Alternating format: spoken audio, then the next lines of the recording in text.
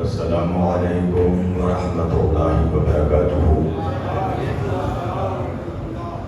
سورہ مبارکۃ الفاتحہ۔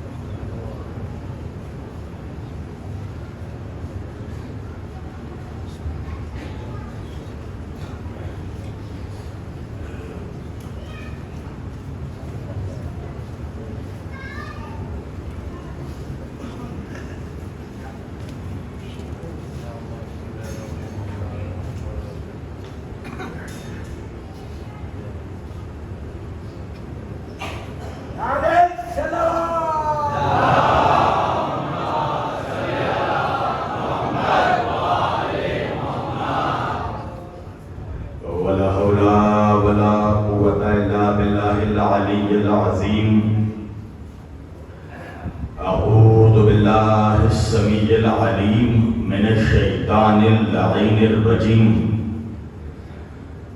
بسم اللہ الرحمن الرحیم۔ الحمدللہ رب العالمین۔ الحمدللہ الذی ہدانا لہذا وما كنا لنهتدي لولا ان هدانا الله۔ لقد جاءت رسل ربنا بالحق۔ الصلاة والسلام والتحیۃ والاکرام علی سید اشرف الانبیاء والمرسلین۔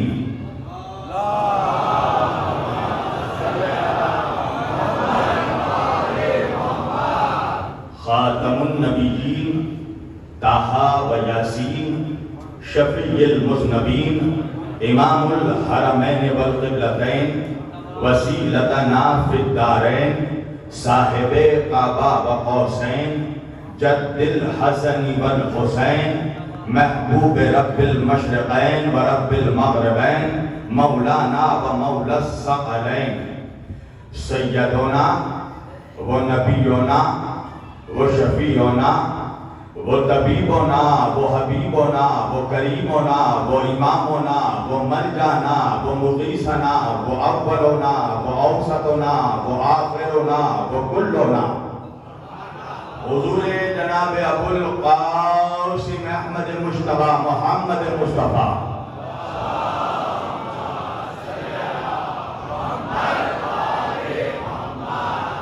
وَأَهْلَ بَيْتِهِ الطَّيِّبِينَ الطَّاهِرِينَ الْمَعْصُومِينَ الْمَظْلُومِينَ الْمُنْتَخَبِينَ الْمُنْتَجَبِينَ الْغُرِّ الْمَيَامِينَ وَأَصْحَابِهِ الْمُتَّقِينَ الْمُنْتَخَبِينَ الْمُنْتَجَبِينَ وَلَعْنَةُ اللَّهِ عَلَىٰ أَعْدَائِهِمْ أَجْمَعِينَ مِنْ يَوْمِنَا هَٰذَا إِلَىٰ قِيَامِ يَوْمِ الدِّينِ۔ أَمَّا بَعْدُ فَقَدْ قَالَ اللَّهُ تَعَالَىٰ فِي الْفُرْقَانِ الْحَمِيدِ والمحکم کتابہ المجید وقولہ الحق۔ بسم اللہ الرحمن الرحیم۔ وَلَقَدْ كَرَّمْنَا بَنِي آدَمَ وَحَمَلْنَاهُمْ فِي الْبَرِّ وَالْبَحْرِ وَرَزَقْنَاهُمْ مِنَ الطَّيِّبَاتِ وَفَضَّلْنَاهُمْ عَلَىٰ كَثِيرٍ مِّمَّنْ خَلَقْنَا تَفْضِيلًا۔ صدق اللہ المولانا العلی العظیم وبلغنا رسولہ النبی الامین الکریم وَنَحْنُ عَلَىٰ ذَلِكَ لَمِنَ الشَّاهِدِينَ وَالشَّاكِرِينَ وَالْحَمْدُ لِلَّهِ رَبِّ الْعَالَمِينَ۔ ایک بار دیگر درود پڑھے سب مل کر محمد و آل محمد۔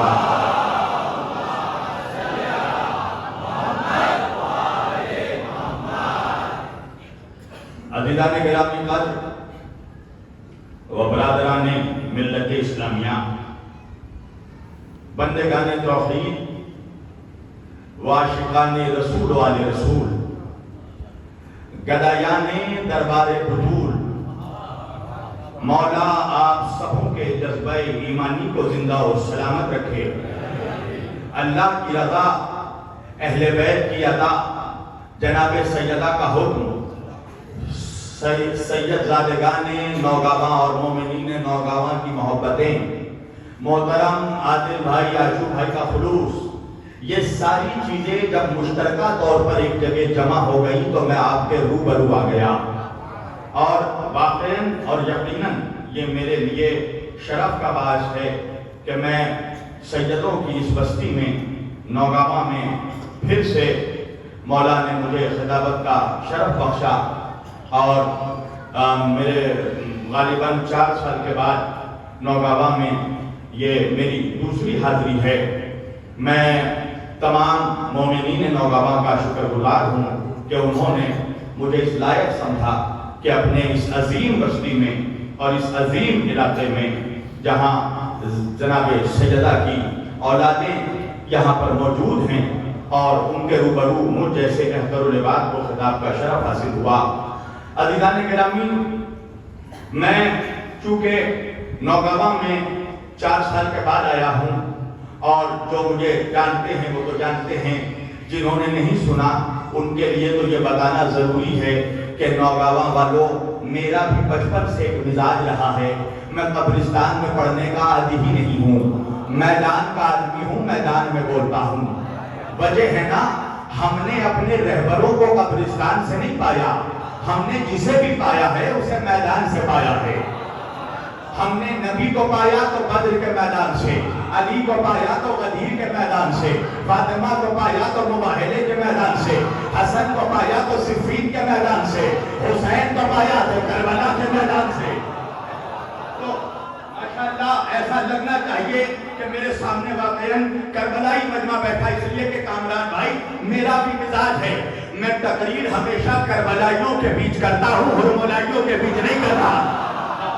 ماشاءاللہ کربلائی مجمع میرے سامنے۔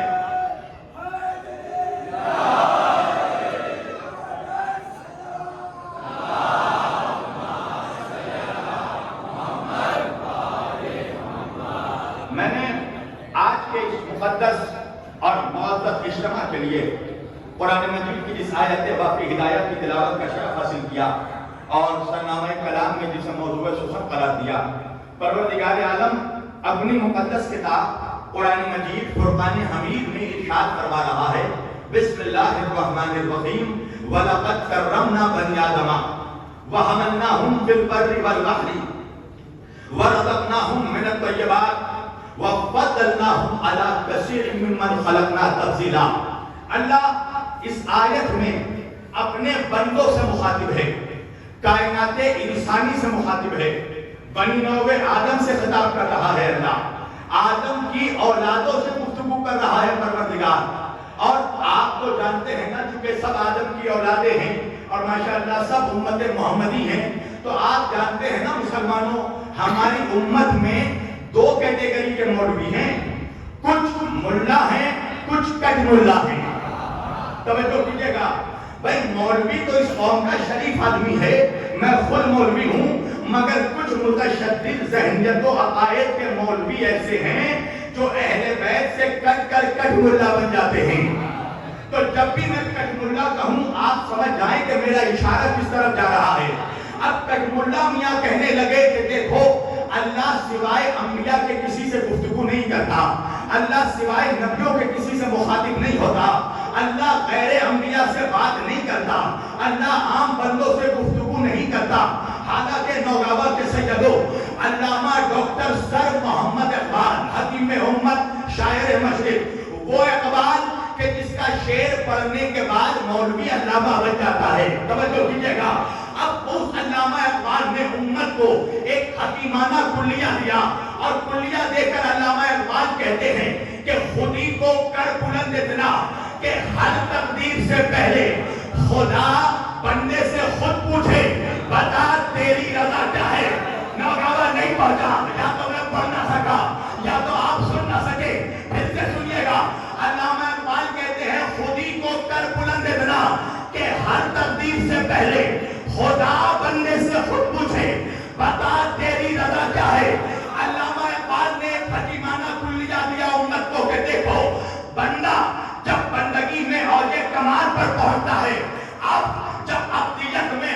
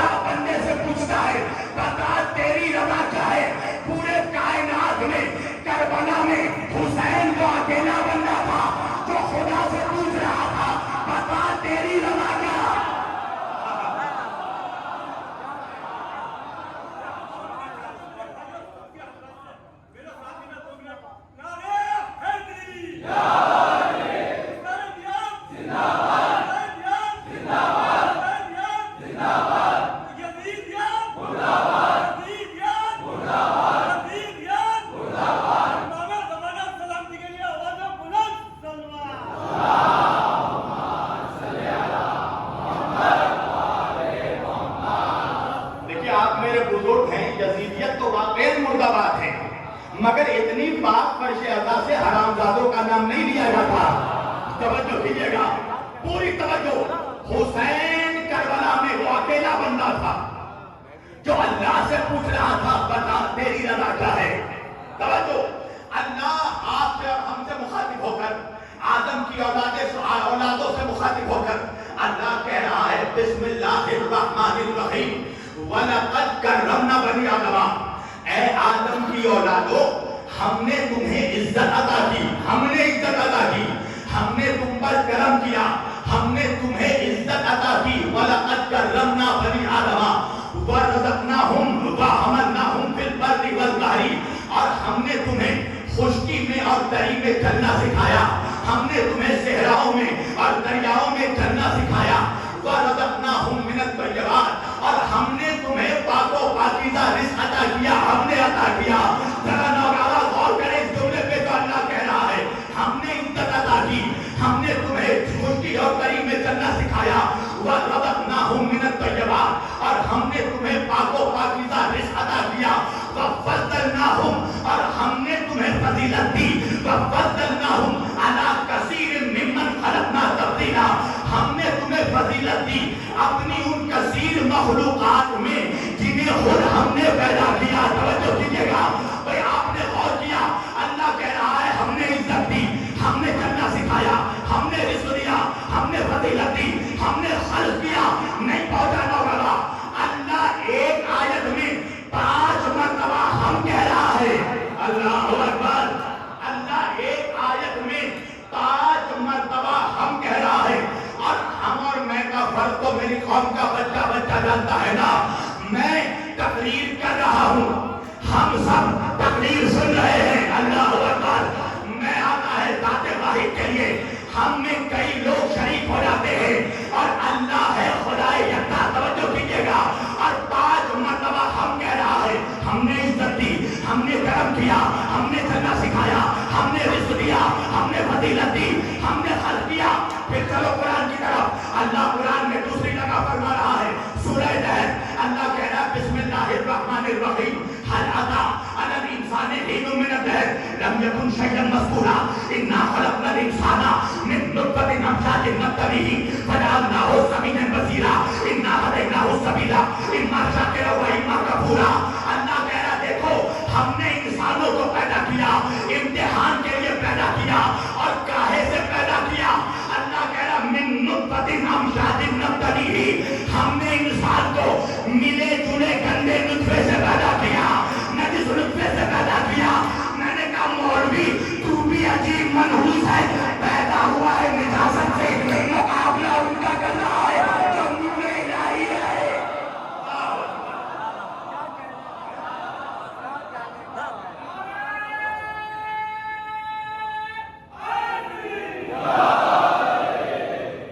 بھائی میرا بیان نہیں ہے, اللہ کا قرآن ہے. اللہ کہہ رہا من نطفۃ امشاج نبتلیہ. ہم نے انسان کو ملے جلے مخلوق نطفے سے پیدا کیا. اور پھر اللہ کہہ رہا ہے انا ہدیناہ السبیل اما شاکرا و اما کفورا. ہم نے ہدایت کا انتظام کیا. اب چاہے تم شکرانے نعمت کر کے شاکر بن جاؤ یا کفرانے نعمت کر کے کافر بن جاؤ. پھر چلو قرآن کی طرف. اللہ کہہ رہا بسم اللہ الرحمن الرحیم والتین والزیتون والطور سینین وہذا البلد الامین لقد خلقنا الانسان فی احسن تقویم ثم رددناہ اسفل سافلین. دیکھو ہم نے تین کی قسم, زیتون کی قسم, طور سینا کی قسم, بلد امین کی قسم, ہم نے انسان کو بہترین پیمانے پر پیدا کیا. تو بھائی پریشان ہو گئے نا بندے. ہر جگہ اللہ ہم کہہ رہا ہے, خلقت کی آیت میں ہم کہا, خلقت کی آیت میں ہم کہا, فضیلت کی آیت میں ہم کہا. اب قرآن میں جب اتنی جگہوں میں اللہ ہم کہہ چکا تو اب اسی قرآن میں اللہ کہنے لگا وما خلقت الجن والانس الا لیعبدون. میں نے جن اور انسانوں کو عبادت کے لیے پیدا کیا. پوری توجہ کیجیے گا. تو بھائی کہیں ہم کہتا ہے, کہیں میں کہتا ہے, آخر وجہ کیا ہے؟ جہاں خلقت کی آیت تھی وہاں ہم کہا, جہاں عبادت کی آیت آئی اللہ نے میں کہا. وجہ یہ ہے کہ اگر عبادت کی آیت میں بھی اللہ ہم کہتا تو بندے سوال کرتے کہ ایک کی عبادت کرے یا ایک کی عبادت کرے. ایک سوال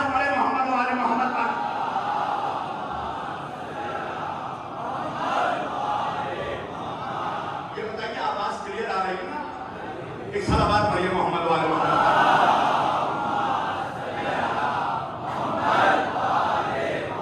جہاں خلقت کی آیت تھی وہاں ہم کہا، جہاں عبادت کی آیت آئی وہاں میں کہا. تو علماء کے لیے بہت بڑا چیلنج تھا کہ آخر وجہ کیا ہے. اللہ قرآن میں کہیں ہم کہتا ہے کہیں میں کہتا ہے، اس کا سبب کیا ہے؟ تو طرفین کے علماء نے متفق علیہ یہ فیصلہ کیا کہ وجہ یہ ہے کہ اللہ جس آیت میں ہم کہتا ہے اللہ اپنا ناز دکھاتا ہے، اللہ اپنا فخر دکھاتا ہے، اللہ اپنا گھمنڈ واضح کرتا ہے، اللہ بندوں کو چیلنج کرتا ہے. جہاں اللہ کو بندوں کو چیلنج کرنا ہوتا ہے وہاں اللہ ہم کہتا ہے. مثلا ہم نے ہوائیں چلا دی، تم روک سکتے ہو تو روک کر دکھا دو. ہم نے بارش برسا دی، تم روک سکتے ہو تو روک کر دکھا دو. دیکھو عزت دینے والے بھی ہم ہیں، ذلت دینے والے بھی ہم ہیں. اللہ کا چیلنج ہے بندوں کو، جسے ہم عزت دے دیں اسے تم ذلیل نہیں کر سکتے، اور جسے ہم ذلیل کر دیں اسے تم عزت دار نہیں بنا سکتے. ایک صلوات پڑھیے محمد والے محمد پر.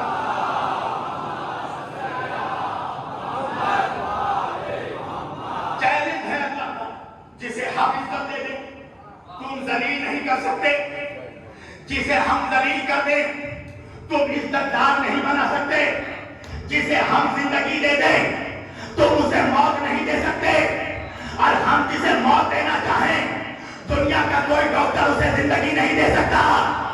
اللہ چیلنج جہاں کرتا ہے وہاں ہم کہتا ہے. اب اللہ اسی قرآن میں چیلنج کر کے کہہ رہا ہے بسم اللہ الرحمن الرحیم انا نحن نزلنا الذکر وانا لہ لحافظون. دیکھو ہم نے ہی اس قرآن کو نازل کیا ہے اور ہم ہی اس کی حفاظت کریں گے. تو اللہ کا چیلنج ہے نا بندوں کو، ہزار سلمان رشدی پیدا ہو نہ جائے، ہزار وسیم رشدی پیدا ہو نہ جائے، قرآن کا کچھ بگاڑ نہیں سکتے، اس لیے کہ حفاظت کرنے والا اللہ ہے.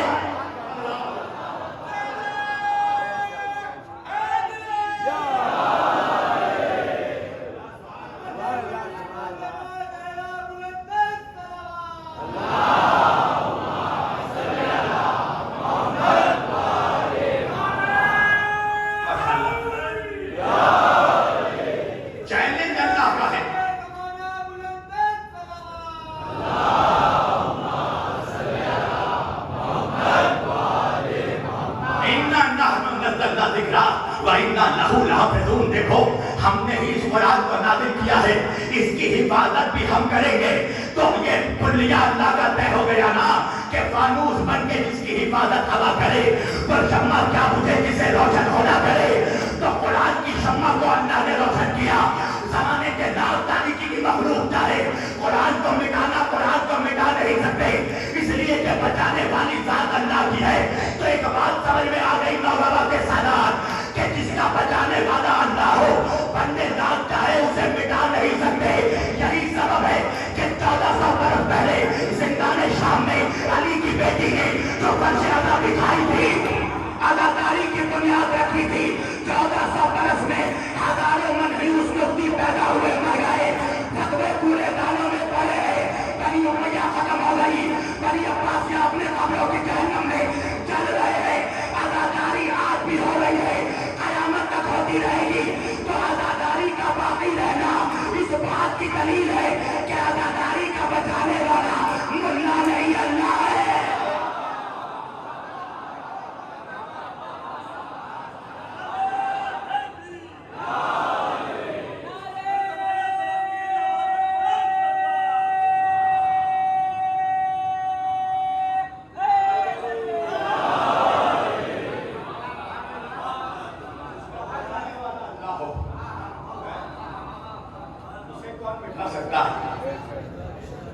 تم دیکھو گے اپنے سماج میں بہت سی ایسی ہستیاں ہوں گی، ہزاروں لوگ تیار ہوں گے اسے ذلیل کرنے کے لیے، مگر خدا اگر چاہے اسے عزت دینا تو کوئی ذلیل نہیں کر سکتا. تو جہاں اللہ کا چیلنج ہوتا ہے اللہ وہاں نہ کہتا ہے. ہم نے حل کیا، ہم نے نازل کیا. اب اسی قرآن میں اللہ چیلنج کر کے فرما رہا ہے بسم اللہ الرحمن الرحیم इन्ना आतैना कल कौसर। तवज्जो, अल्लाह कह रहा है मेरे हबीब हमने आपको कौसर अता किया। कटमुल्ला भी बड़ा मनूस है, जब अरबी इबारत पर बस नहीं चलता तो फौरन तर्जुमे में डंडी मारता है। कि जितने खुराफात है ये ज्यादातर हिंदुस्तान पाकिस्तान में है, पर उर्दू स्पीकिंग लोगों के बीच मौलवी ब्लैकमेल करता है अरबी का घोष जमा करना, इसलिए कि जानता है अक्सरियत अरबी से नाबलद है। हमारे शहर कलकत्ते में अरब का शेख आया, उसने एक बिहारी से पता पूछा अरबी में। अब वो बिहारी सही से लखनऊ की उर्दू ना जाने, अरब की अरबी क्या जानेगा। अब वो सरगुल्ला रहा है और अरब का शेख जो है गुस्से में आके उसे अरबी में अनाब शनाब कह रहा है और कह रहा है, और वो बिहारी शेख का चेहरा देखकर कहने लगा सुभान अल्लाह। यानी आप देख रहे हैं ब्लैकमेल कैसे हो रहा है। जानता है कि अक्सरियत किताबों से दूर है, हदीस से दूर है, कुरान से दूर है, अरबी से दूर है। तो अब जब इबादत पर जोर नहीं चलता तर्जुमे में डंडी मारता है। मैं आपको एक बात सुना दूं, ये जो सिद्दीक अकबर फारूक आजम लक़ब है ना, ये कैमरे पे बोल रहा हूं, मेरी 2.5 घंटे की तकरीर यूट्यूब में मौजूद है सिर्फ इस उन्वान पर, अली सिद्दीक अकबर और फारूक आजम है। अकाबरीन उलमाए अहले सुन्नत की बड़ी बड़ी किताबों को उठाकर देख लो, अरबी किताबों को। इमाम तबरानी की किताब उठाकर देखना, अल-मुअज्जम कबीर, हदीस के जुमले यही हैं। हज़रत अबू गफ्फारी से रिवायत है कि अल्लाह के रसूल ने फरमाया या अली अंता सिद्दीक़ अकबर, ऐ अली आप सिद्दीक़ अकबर हैं। मगर इसका तर्जुमा एक पाकिस्तान के मनहूस ने किया, उर्दू तर्जुमे में उसने मौला अली का नाम निकाल कर किसी और का नाम डाल दिया। तो आज भी अरबी इबारत में मौला अली का नाम मौजूद है। अल-मुस्तदरक अल-सहीहैन, इमाम हाकिम नेशापुरी अल-हस्कानी, इतनी बड़ी किताब, उसमें आप पढ़े यही हदीस मौजूद है कि हुजूर ने कहा अली आप सिद्दीक़ अकबर हैं। मगर इसका तर्जुमा एक हिंदुस्तानी मनहूस ने किया, उसने क्या किया पता है, हदीस को ही निकाल दिया तर्जुमे में से। यानी आप देखिए किस कदर अहले बैत से बोझ है। तो जब अरबी इबारत में बस नहीं चलता तर्जुमे में डंडी मारता है। अब अल्लाह कह रहा है इन्ना आतैना कल कौसर, मेरे हबीब हमने आपको कौसर अता किया। अब अरबी इबारत पर जोर नहीं चला, मारी तर्जुमे में डंडी। क्या डंडी मारी? कौसर से मुराद हौज़े कौसर है। तवज्जो, यानी अल्लाह कह रहा है मेरे हबीब हमने आपको कौसर का हौज़ अता किया, शरबत कौसर का हौज़ अता किया। तवज्जो कीजिएगा, मुझे इंसाफ से बताइए, मसलन यहाँ अमरोहा मैया नौगावा के बाहर मेरे ऊपर हमला हो जाए, अटैक हो जाए, हो भी सकता है, मुनाफिकों को हम लोगों से ही तो थ्रेट है, हमला हो जाए मेरे ऊपर। अब मेरी जान को बचाने के लिए आशू भाई, आदिल भाई या कामरान भाई अपना सब कुछ कुर्बान कर दे, अपनी नस्लों को, अपनी औलादों को, अपने घर बार को, अपनी इज्जत शोहरत नामूस सब कुछ कुर्बान कर दे मेरी जान बचाने के लिए। अब मेरी जिंदगी बच गई तो कितना बड़ा एहसान किया ना इन्होंने मेरे ऊपर। और कुरान कहता है हल जज़ाउल एहसान इल्लल एहसान, एहसान का बदला सिवाय एहसान के कुछ नहीं होता। तो मैंने कहा कामरान भाई एहसान का बदला सिवाय एहसान के कुछ नहीं होता। तो आपने मेरे ऊपर इतना बड़ा एहसान किया, मेरी जान बचाने के लिए अपनी नस्लों को कुर्बान कर दिया, घर बार को कुर्बान कर दिया, नामूस, इज्जत, शोहरत, दौलत सब कुछ कुर्बान कर दिया।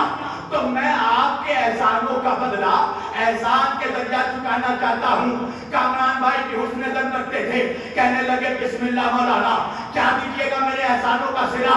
मैंने कहा इतना बड़ा जो आपने मेरे ऊपर एहसान किया उसके बदले में मैं आपको एक टपरू अब्दा शरबत का देना चाहता हूँ। तवज्जो करना नौगावा वालों, अब नौगावा के सादात कहेंगे ना कितना एहसान फरामोश मौलवी है जिसने نے اس کی زندگی بچانے کے لیے اپنا سب کچھ قربان کر دیا، اس کے احسانوں کے بدلے میں یہ اسے ایک تب شربت کا دے رہا ہے۔ تو نوجوان کے سید و انصاف سے بتانا، میرے نبی نے اللہ کی شریعت کو بچانے کے لیے اپنا کیا بچایا؟ اللہ اکبر، اپنی نسلیں قربان کر دی، اپنا گھر بار قربان کر دیا۔ تو کیا میرے نبی کے احسانوں کا صلہ یہی تھا کہ اللہ ایک شربت اور عطا کرتا، اور وہ بھی حوض کوثر جس کا مالک خود میرا نبی ہے، خود مالک کوثر محمد ہے، انہی کا حوض اللہ انہی کو دے گا۔ تو جا کر اٹھا کر پڑھنا، امام ابن حجر مکی صاحب ذوائق المحرقات فرماتے ہیں کوثر سے مراد حوض کوثر نہیں ہے، اللہ کہہ رہا ہے اِنَّا أَعْطَيْنَاكَ الْكَوْثَرَ، اے محمد ہم نے تمہیں فاطمہ عطا کیا۔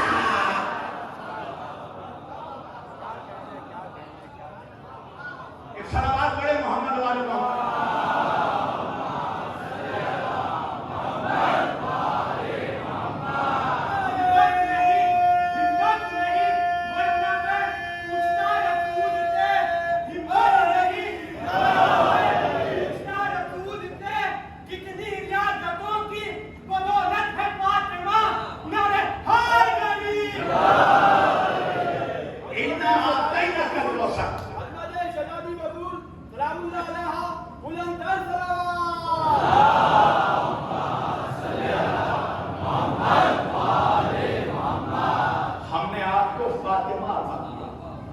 شاید یہ جملہ آپ نے بہت ہلکے میں لے لیا، ورنہ اس مجلس کا بہت بھاری جملہ تھا یہ۔ اللہ کہہ رہا ہم نے آپ کو فاطمہ عطا کیا۔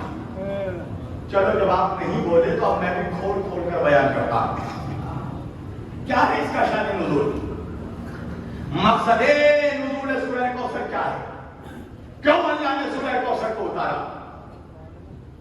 تاریخ اسلام گواہی دے گا، نبی کے 4 بیٹے پیدا ہوئے، میری طرف دیکھنا جوان، 4 بیٹے رسول کے پیدا ہوئے، چاروں کا انتقال ہو گیا۔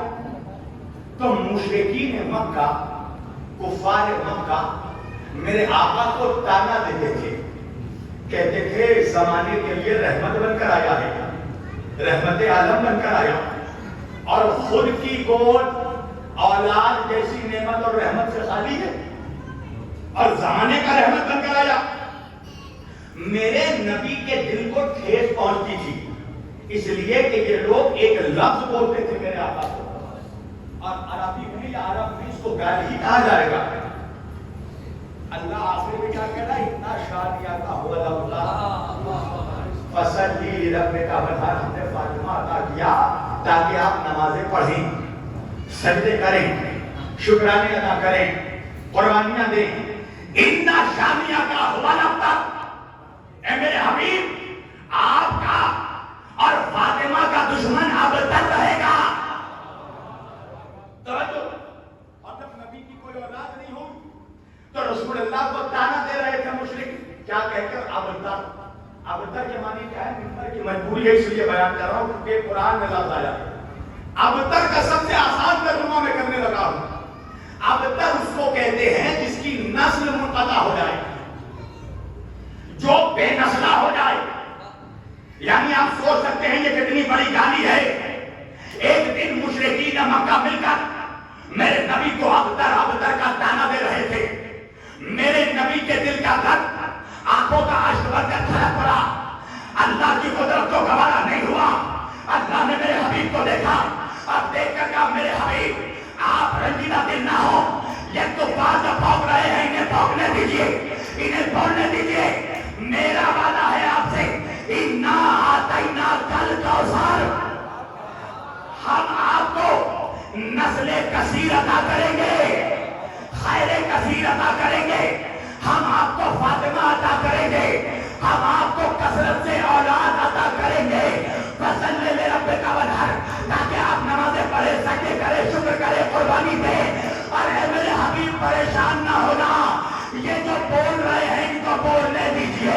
اتنا شادی آپ کا ہوگا ابتر، آپ کا اور فاطمہ کا دشمنی ابتر رہے گا۔ تو شبیر وارسی کہے تو پریشان نہ ہونا، اللہ کا قرآن میں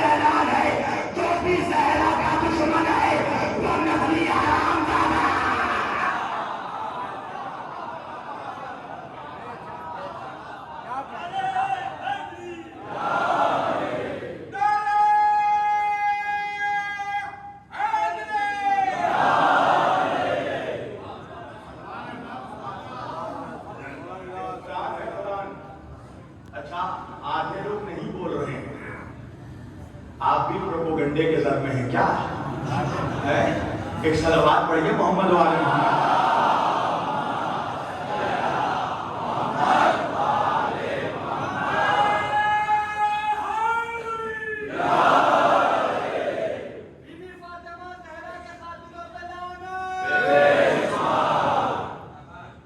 پریشان ہونے کی ضرورت نہیں ہے، اس لیے کہ میں پریشان نہیں ہوں۔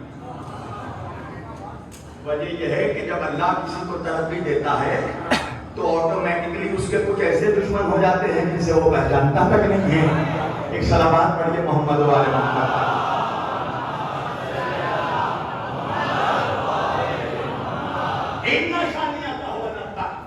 میرے حبیب، آپ کا اور کوثر کا دشمن، زہرا کا دشمن ابدر رہے گا، تو آپ اعتراض مت کرنا۔ میں کہوں تو یہی ناشانیہ کا ہوا ابتر گواہ ہے کہ جو بھی فاطمہ کا دشمن ہوگا وہ نسلی حرامزادہ ہوگا، وہ منسوب تو کسی اور سے ہوگا، حقیقت میں باپ کوئی اور ہوگا۔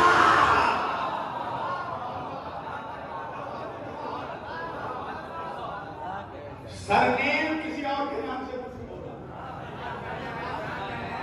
ایک جو سمجھ گئے لوگ تو صلوات پڑھے بلند آواز سے۔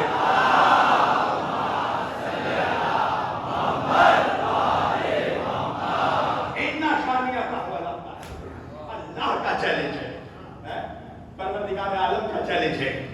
آپ کا دشمن ابتر ہوگا، زہرا کا دشمن ابتر ہوگا، آپ کی نسل کا دشمن ابتر ہوگا۔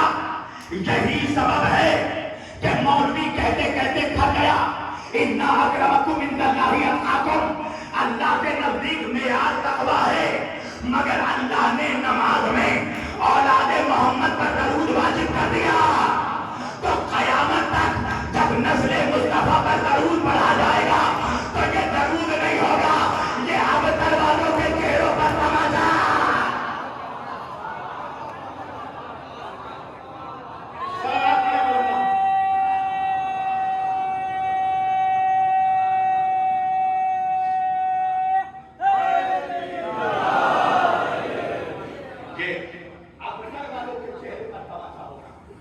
اس لیے کہ درود کوثر والوں کا ہے۔ پھر اللہ قرآن میں چیلنج کر رہا ہے، بسم اللہ الرحمن الرحیم، یا ایھا النبی انا ارسلناک شاہدا ومبشرا ونذیرا وداعیا الی اللہ باذنہ وسراجا منیرا۔ اے میرے نبی، ہم نے آپ کو رسول بنا کر بھیجا، ہم نے آپ کو بشارت دینے والا بنا کر بھیجا، ہم نے آپ کو گواہی دینے والا بنا کر بھیجا، اور ہم نے آپ کو مکمل اپنا اختیار دے کر، اپنی اتھارٹی دے کر دعوت دینے والا بنا کر بھیجا۔ بس سراجن منیرا، اور اے میرے محمد، ہم نے آپ کو نور بانٹنے والا چراغ بنا کر بھیجا۔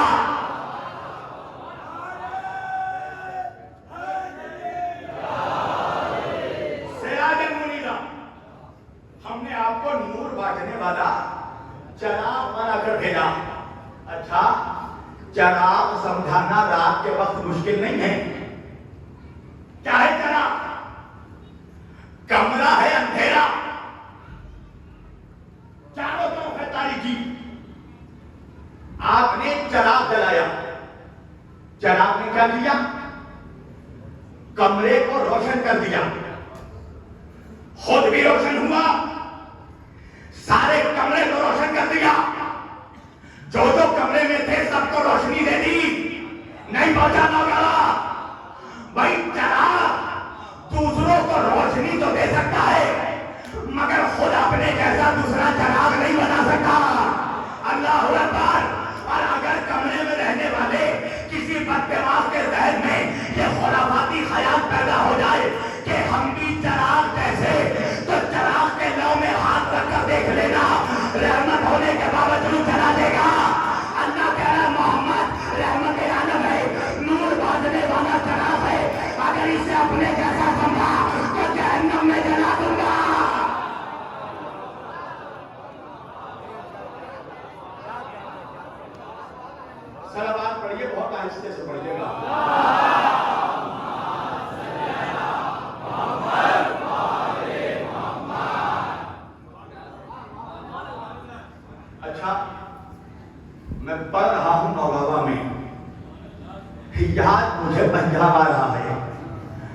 پنجاب میں ایک لطیفہ بہت مشہور ہے. ایک مینڈکی کی بچی, مینڈکی سمجھتے ہیں نا آپ لوگ, مینڈک کی وائف, ایک مینڈکی کی بچی اپنی ماں سے پوچھتی ہے, اے ماں حور کی ہوتی ہے, اے ماں یہ حور کیا ہوتی ہے؟ تو مینڈکی کی ماں نے جواب دیا, لوکھان کی شکل میرے ہی تیرے, حور کا چہرہ میرے ہی تیرے جیسا ہے. ذرا غور سے دیکھو, نوگاوا کے نوجوان کتنے حیرت سے میرے چہرے کو دیکھ رہے ہیں. ارے مولانا, کہاں وہ زمین کی مینڈکی, کہاں وہ جنت کی حور, ارے کہاں بدشکل ملا, کہاں نبی کا نور.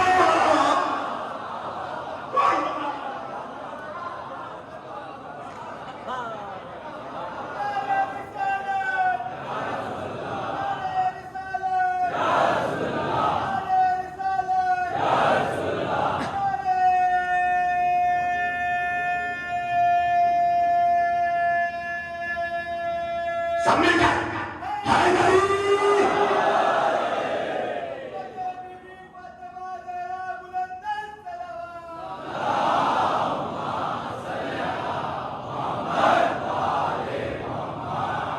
نور بانٹنے والا چراغ بنا کر بھیجا. اچھا, اب تک جو خاموش رہے, اب تک تو میں نے کچھ نہیں کہا, مگر اب اگر جو خاموش رہے گا مجھے اس کی ذہانت پر شک ہوگا. اب آپ کا امتحان ہے. اللہ نے بھی ایک عجیب جملہ چن لیا, سراجا منیرا. ہم نے آپ کو نور بانٹنے والا چراغ بنا کر بھیجا.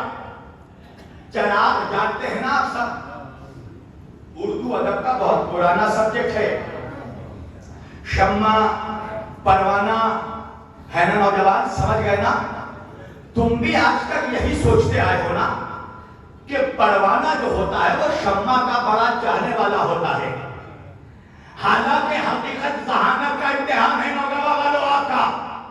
حالانکہ حقیقت یہ ہے کہ پروانہ سے بڑا شمع کا دشمن کوئی نہیں ہوتا, پروانہ سے بڑا شمع کا بے وفا کوئی نہیں ہوتا. دلیل کیا ہے میری طرف دیکھنا, جب تک شمع جلتی رہتی ہے پروانہ شمع کے ارد گرد منڈلاتا رہتا ہے, پروانہ شمع کے ارد گرد منڈلاتا رہتا ہے. مگر جیسے ہی شمع بجھ جاتی ہے پروانہ شمع کی میت چھوڑ کر بھاگ جاتا. ارے جب بہت گئے تو سلامات پڑھے محمد علیہ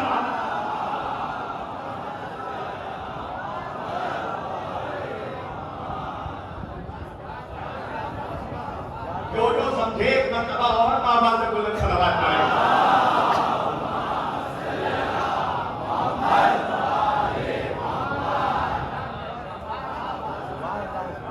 دیکھیے ہر بات کھول کھول کے نہیں کیا جاتا.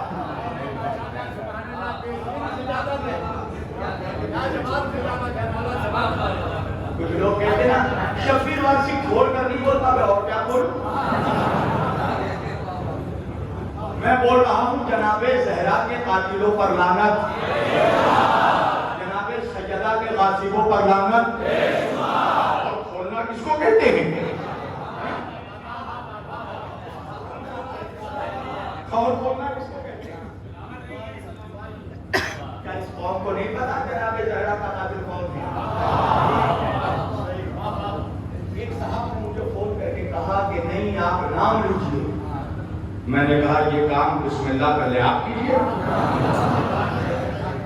تو مجھ سے کہنے لگے نہیں میں مجبور ہوں. تو میں نے کہا آپ نے کیا سوچا میں بنگال کا مختار ہوں؟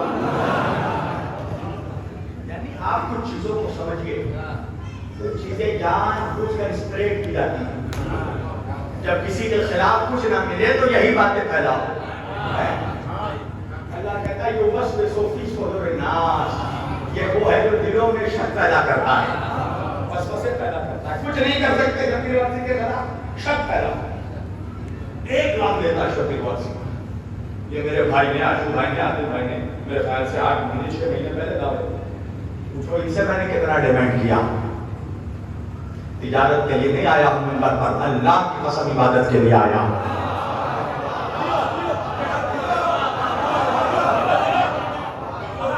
بھائیوں کو بھائیوں سے ملانے کے لیے آیا ہوں. نبی نے وقت نبی نے کہا انا دار الحکمت، میں حکمت کا شہر ہوں. تو علی والوں کو چاہیے ذرا حکمت سے بھی کام لے. میں ہر کام حکمت سے کرتا ہوں.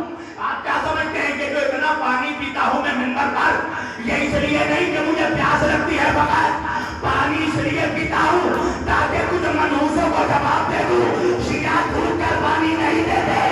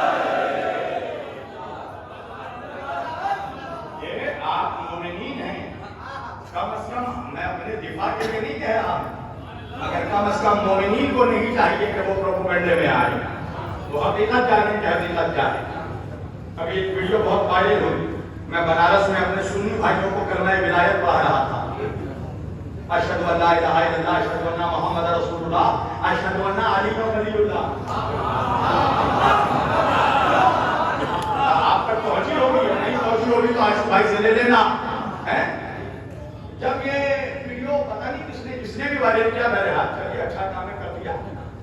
اب جب یہ ویڈیو وائرل ہوا تو کہتے ہیں نا جو آپ سے راضی نہیں ہوگا وہ کسی حال میں نہیں ہوگا. اور ضروری نہیں ہے کہ میں سب کو خوش کر دوں، ضروری نہیں ہے سب شبیر واپسی سے خوش ہوں، اس لیے کہ جب سب رسول اللہ سے خوش نہیں ہوئے تو مجھ سے کیا خوش ہوں گے؟ ایک آدمی کے لیے پاسبل نہیں ہے 10 میں 10 کو راضی کر دیں. مولا فرماتے ہیں یہ وہ منحوس ہے جو پورے جسم کو چھوڑ کر زخم پر بیٹھتا ہے. ہر انسان میں کچھ نہ کچھ کمی ہوتی ہے، مجھ میں بھی ہے. کمی کو ڈھونڈ رہا اور ہزار اچھائی نظر نہیں آتی. اب اس میں بھی کمی نکالی، توجہ کیجیے گا. کسی نے مجھے بتایا کہ اس پر بھی کمی نکالی گئی. کیا کمی؟ کا فقط اشہد ان لا الہ الا اللہ پڑھایا ہے، وصی رسول اللہ خلیفۃ کو بلا فسق کیوں نہیں پڑھایا؟ توجہ ہے، یعنی جو مومنین خوش بھی ہو رہے ہیں ان کو بھی ناراض کرتے ہیں. کیوں نہیں کہا؟ توجہ کیجیے گا. تو میں نے کہا کہ ایک کام کرنا، میں نے تو کم از کم اشہد ان لا الہ الا اللہ پڑھا دیا. اس سے کہو کہ اگر تیرے اندر بھی سینے میں کلیجہ ہے تو تو بھی کسی سنی سے کم از کم یہی پڑھا کے دکھا دے، اتنا ہی پڑھا کے دکھا دے. اشہد ان لا الہ الا اللہ. توجہ کیجیے گا عزیزان گرامی، جب تک جس کو کسی کو قریب سے نہ جان جائیں اور جب تک یہ نہ سمجھ جائیں کہ وہ کس مقصد پہ لگا ہوا ہے، تب تک اس کے خلاف نہ بولیں گے. جناب مختار کے زمانے میں بھی ان کے خلاف لوگ بولا کرتے تھے کہ عبداللہ ابن زبیر کی بیعت کرنی ہے. زبیری کہا کرتے تھے وہ، مگر مختار تھے. مختار کا مشن اتنا بڑا تھا کہ وہ سب کو کلیجہ چیر کر نہیں دکھا سکتے تھے. زمانے نے مختار کی شہادت کے بعد سمجھا کہ مختار کیا ہے. تو ضرورت نہیں ہے مجھے بھی، مجھے معلوم ہے میرا مقصد کیا ہے. اور الحمدللہ ہندوستان کے تقریباً منافقوں کا تو جینا میں نے حرام کر ہی دیا ہے. یہ کرم ہے مولا حسین. اب اللہ کہہ رہا ہے بس سراجا منیرا، میرے حبیب ہم نے آپ کو نور بانٹنے والا چراغ بنا کر بھیجا ہے. اچھا وہ منافقی کیا جو فضیلت محمد و آل محمد ہضم کر جائے؟ آپ یہ سمجھیے کہ فقط یہ اہل بیت کے دشمن نہیں ہیں، یہ جتنے نمک حرام ہیں یہ رسول کے دشمن ہیں. جب کچھ نہ ملا تو نبی کے نور ہونے کا ہی انکار کر دیا. میرے شہر کلکتے میں مہندی بگان ایک جگہ ہے، کامران بھائی جانتے ہیں، وہاں پر میرا مناظرہ ہوا اسی عنوان پر، غیر مقلدوں سے، نور کے عنوان پر. رات کے تقریباً 11:30 بجے مناظرہ شروع ہوا، صبح 3:30 بجے تک مناظرہ چلا اسی عنوان پر، نور محمدی پر، نور رسالت پر. اور میرا اپنا ایک اسٹائل ہے، میں پہلے عقل سے دلیل دیتا ہوں، پھر روایت سے دلیل دیتا ہوں، اور آخر میں آیت سے دلیل دیتا ہوں. آپ پوچھیں گے مولانا وجہ کیا ہے؟ وجہ یہ ہے کہ جب عقل سے دلیل دیتا ہوں تو یقین رہتا ہے کہ یہ عقل کی دلیل کاٹ دے گا، نہیں مانے گا. وجہ کیا ہے؟ اس لیے کہ جن کے باپ دادا نبی کے دماغ پر شک کر سکتے ہیں، اللہ وہ مولوی کی اپنی دلائل پر بھی شک کرے گا. پھر روایت سے دلیل دیتا ہوں، اس پر بھی یقین ہوتا ہے، روایت میں بھی نہیں مارے گا، یہ مجہول ہے، یہ متروک ہے، یہ رجال میں ضعیف ہے، اس میں ذوق نظر آئے گا. آخر میں آیت سے دلیل دیتا ہوں اس یقین کے ساتھ کہ آیت جھٹلا نہیں سکے گا، اس لیے کہ باپ دادا نے پہلے ہی کہہ دیا ہے نا قرآن کافی ہے.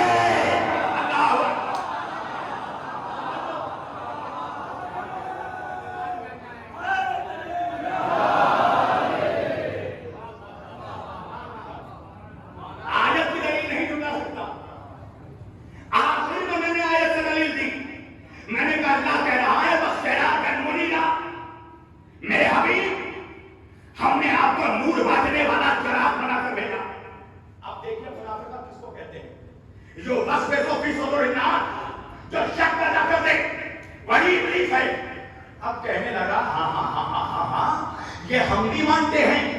اللہ قرآن میں کہہ رہا ہے وَسِرَاجًا مُنِيرًا، اے میرے حبیب ہم نے آپ کو نور بانٹنے والا چراغ بنا کر بھیجا. مگر اللہ نے یہ کب کہا کہ آپ کو بھی نور بنا کر بھیجا؟ توجہ کیجیے گا، شک کیسے پیدا کیا؟ اللہ کہہ رہا ہے محمد ہم نے آپ کو نور بانٹنے والا چراغ بنا کر بھیجا. اللہ نے یہ کب کہا کہ آپ کو بھی نور بنا کر بھیجا؟ میں نے کہا بات صحیح کہہ رہا ہے. ہر شخص کو اختیار ہے وہ اپنی نسل کا مظاہرہ کرے، وہ زمانے کو بتائے کہ اس کا چہرہ کہاں سے ملتا ہے.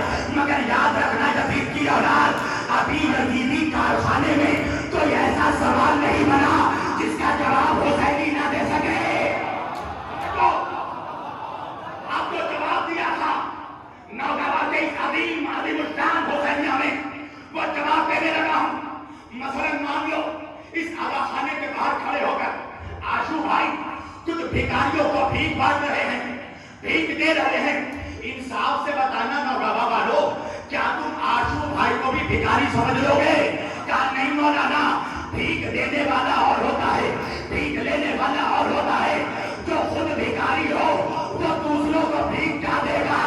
ارے پیسے وہی بانٹے گا جو خود پیسے والا ہو. میں نے کہا نور بھی وہی بانٹے گا جو خود نور والا.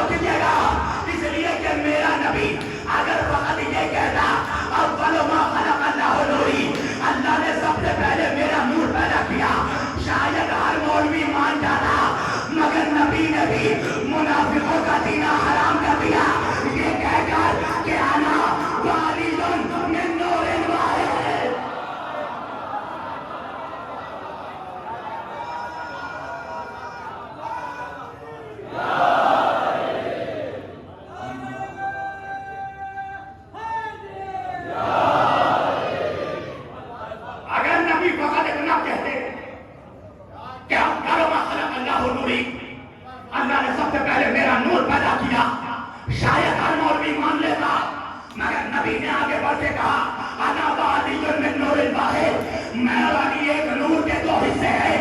آپ بات سمجھ میں آئی؟ نوگابا کیسا کہہ دو، یہ جو مولوی نبی کے نور ہونے کا انکار کرتا ہے کہ نبی کے منہ میں نہیں علی کے منہ میں۔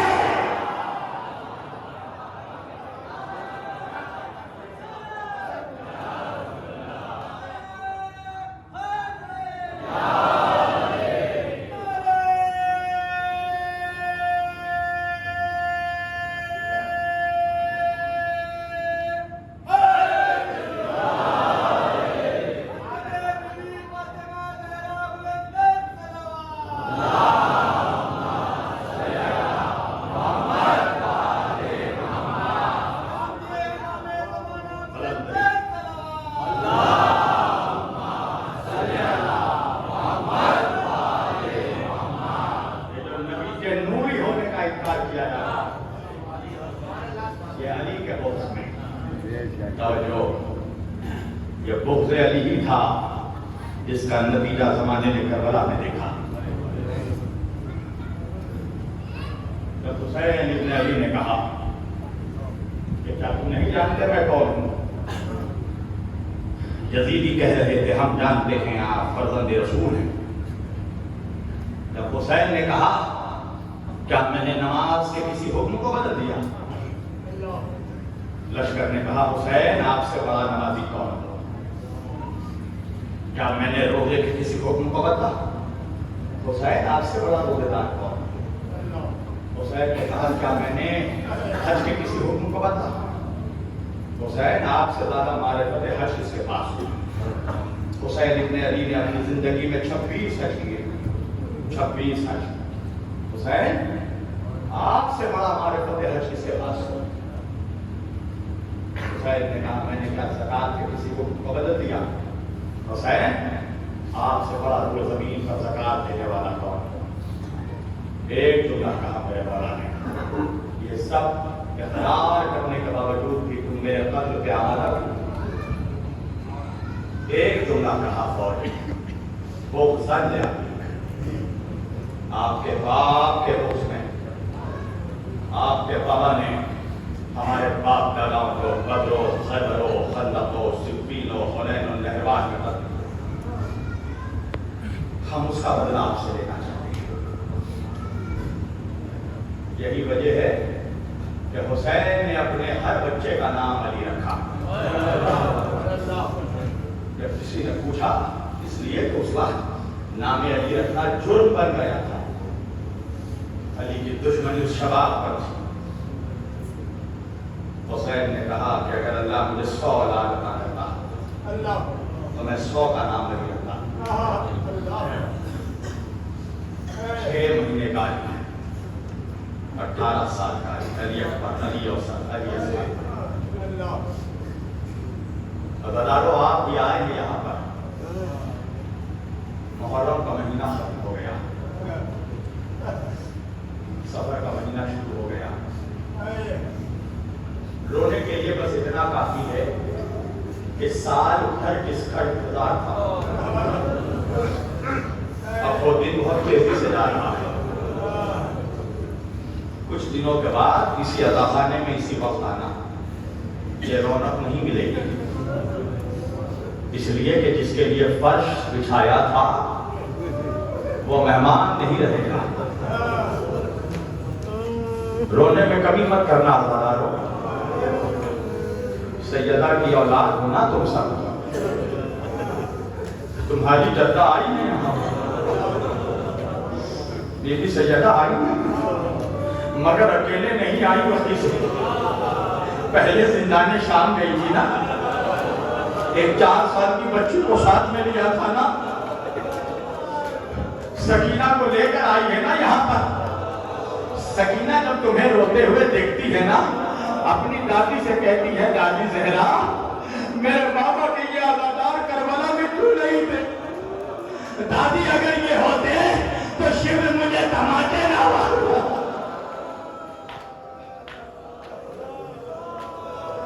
اللہ تمہیں کوئی غم نہ دے سوائے غم حسین کے۔ عزادارو حسین جب کربلا کے قریب جا رہے تھے نا، مکے سے کوفہ جا رہے ہیں حسین، خبر ملی کہ مسلم شہید ہو گیا۔ حسین نے مسلم کی بیٹی عاتقہ کو بلایا، سر سہلایا، زینب سے ایک صندوق منگایا، نئے نئے گوشوارے نکالے، عاتقہ کے کانوں میں پہنایا۔ سنو گے عزادارو، سکینہ یہ منظر دیکھ رہی تھی۔ سکینہ نے یہی سوچا تھا نا کہ میرے نانا کی امت میں یتیموں کے ساتھ ایسا ہی سلوک کیا جاتا ہے۔ ارے سکینہ کو کیا معلوم تھا کہ سکینہ جب یتیم ہوگی، ارے تماچے کانوں سے گوشوارے۔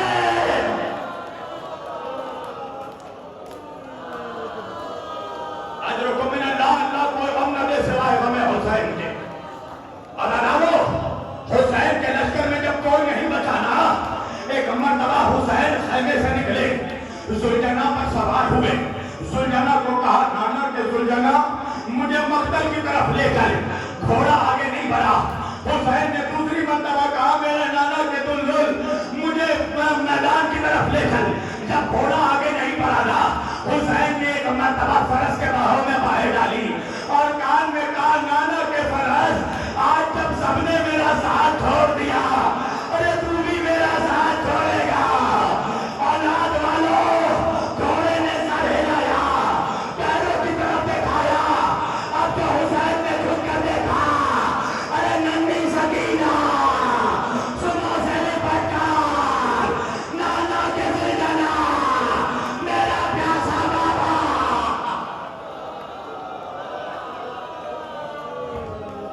میرے بابا کو میدان نہ لے جا، میرا بابا 3 دن کا پیاسا ہے۔ میرا بابا، میرے بابا نے کھنڈر لاش اٹھائے ہیں، میرا بابا پک گیا۔ زلجنا ایک مرتبہ حسین گھوڑے سے اترے، سکینہ کا چہرہ دیکھا۔ سکینہ جانے کیوں نہیں دیتی بیٹی؟ سکینہ نے کہا، بابا کیسے جانے دوں بابا، چچا کو جانے دیا تھا، چچا واپس لے گیا۔ سکینہ، نانا سے کیا ہوا وعدہ نبھانا ہے۔ بیٹی حسین کی تھی نا، ایک مرتبہ باپ کا چہرہ دیکھا۔ بابا جانا چاہتے ہو نا بابا؟ بابا ٹھیک ہے بابا، بابا میں راستہ نہیں روکوں گی بابا، مگر بابا جاتے جاتے میری ایک خواہش پوری کرتے ہوئے جاؤ۔ انصاف سے بتانا اولاد والوں، جب بیٹی باپ سے کچھ مانگتی ہے نا، باپ کا جی چاہتا ہے کلیجہ نکال کے بیٹی کے قدموں میں رکھ دے۔ ارے کربلا کا غریب باپ سکینہ سے کہنے لگا، سکینہ اس غربت میں تیرا بابا تجھے کیا دے گا؟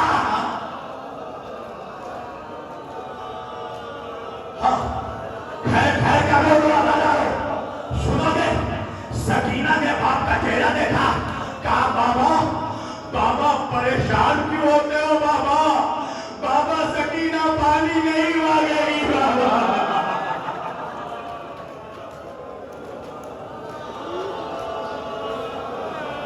کہا، سکینہ تجھے کیا چاہیے؟ بابا سکینہ کئی راتوں کی سوئی نہیں ہے بابا، بابا ایک آخری مرتبہ مجھے سینے پر سلا دو۔ ارے حسین کربلا کی گرم زمین پر لے گئے، آجا میری سکینہ، سو جا۔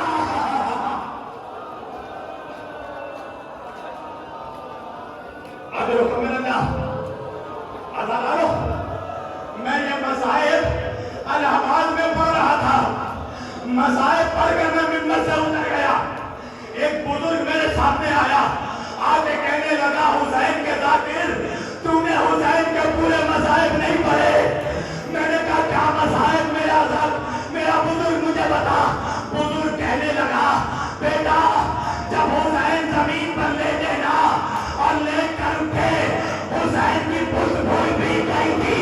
حسین نے سوچا پانی کہاں سے آیا، جب پشت دیکھا تو پیٹھ پہ چھالے۔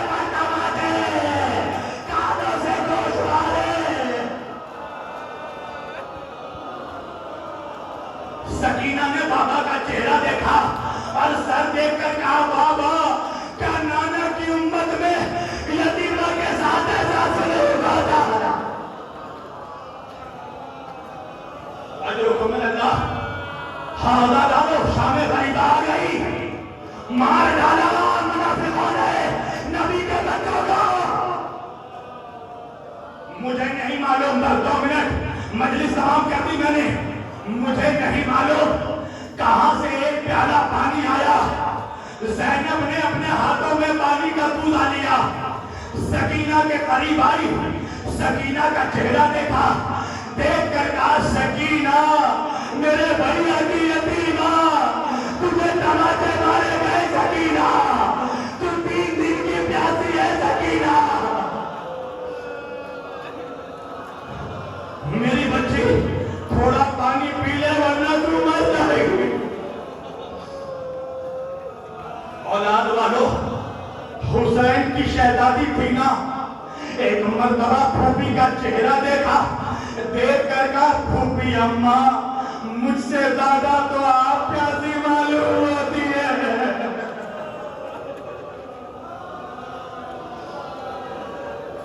پھوپھی اماں آپ پانی کیوں نہیں پیتی؟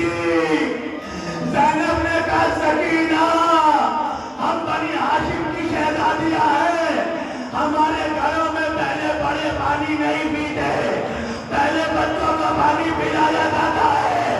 قیامت ہو گئی ہے دادارو. سکینہ نے کہا نہیں پھوپھی اماں, پانی کا پیالہ لیا, مختر کی طرف دوڑی. زینب نے آواز دی سکینہ کس کے پاس جا رہی ہے؟